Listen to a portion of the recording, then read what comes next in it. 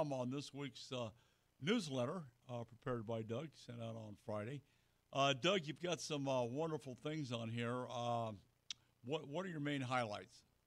You have favorites, I have favorites, so you first. Of course. My big top story of the week has been, and you can see it on the screen, there was a glitch up at what's called Hebgen Dam. This is in Montana, north of Enos, Montana, and it is the river structure that goes out of the north side of that reservoir, and it was closed down because of a glitch, all right, in one of the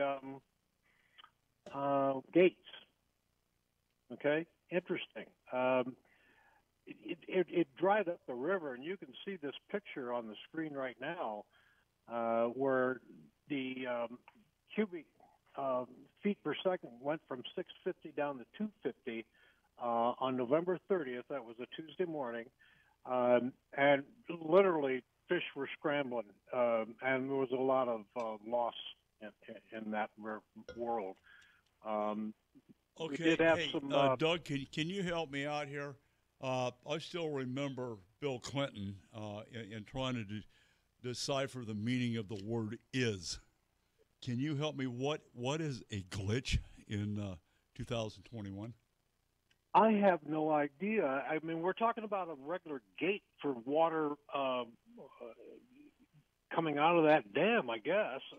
But the glitch itself, I don't really know. They obviously couldn't open the gates to keep feeding the river, or I don't know, maybe it closed on its own. I don't know what the problem was. Yeah, who knows?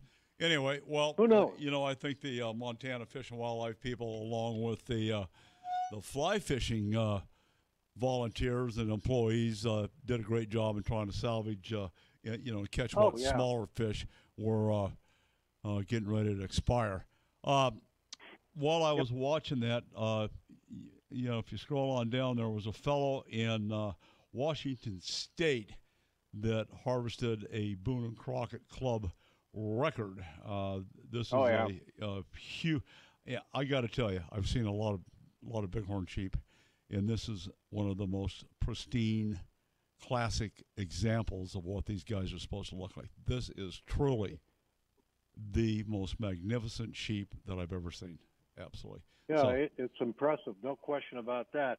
And I don't know or understand the total size of this, other than to tell you is it had a dry score of 202 and 4/8. Wow. So it's being considered by the Boone and Crockett Club. They'll certify that for something for sure. Absolutely. Oh yeah. And then there's another one right below that. 4 calling tips to bring coyotes into your field of fire. And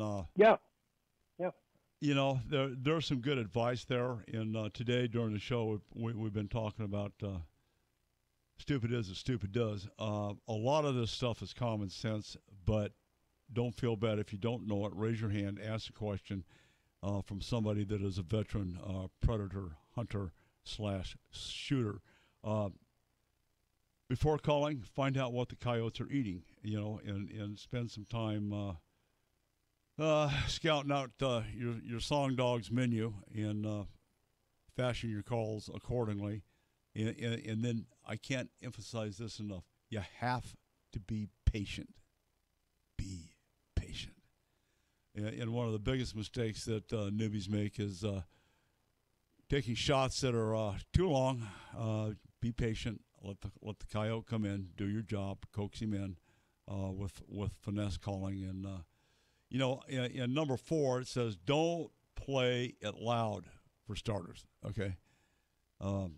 They can hear a distress call for a long ways, and they describe it a hell of a long way away.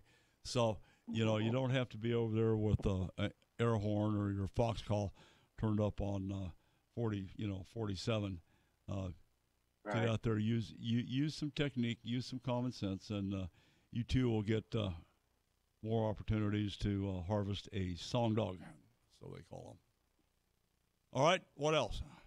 Yeah. Well, farther down, one of the things I caught out the corner of my eye is during the Black Friday week, the record number of criminal background checks broke 688,000 Wow. people. Now, this is for that week, as the entire week, but it was a record.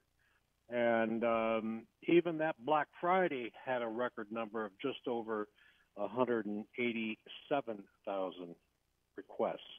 Wow. These are not on hand. People not working on the other end. I would assume that these are all processed via electronics, so they can do a lot that way. Yeah. Well, one of the rules is if they don't respond to you within 24 hours, that is a quasi approval. So anyway, moving along, you've got a good article on Hummingbird introducing the innovative ice shuttle, the Ice Helix 7. Good article on that.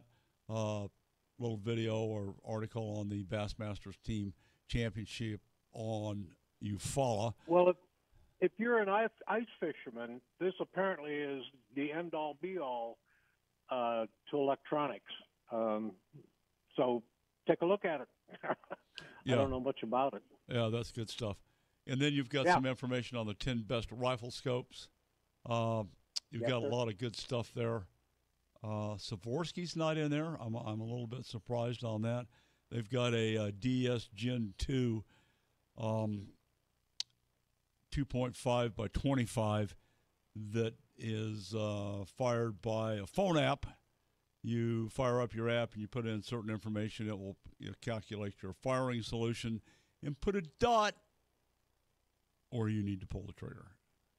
It's about a $5,500 scope on top of defining fair chase. So anyway, good job on that, Doug. Anything else to add?